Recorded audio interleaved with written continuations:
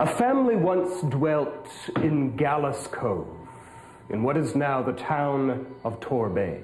The family was named Howlett. A certain Mr. Phil Howlett married one Ellen Pounden, and together they had 4 beautiful children. Ellen was a very devout woman. Her husband Phil perhaps not quite so devout.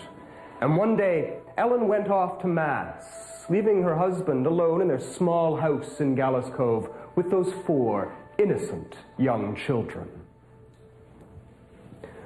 When Ellen returned, several hours later from her Mass, she found that her world had crumbled around her.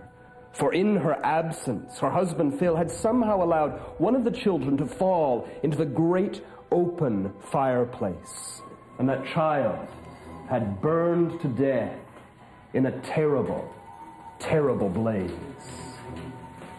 The town never quite forgave Phil Howlett, and blamed him entirely for the incident.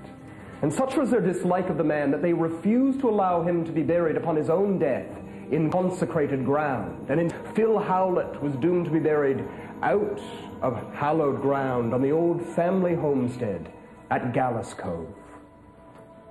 Today, there are no Howletts left at all in the town of Torbay. There are, however, some remaining in the city of St. John's, and it may be possible that some of them are descendants of poor Phil Howlett and those 3 surviving children.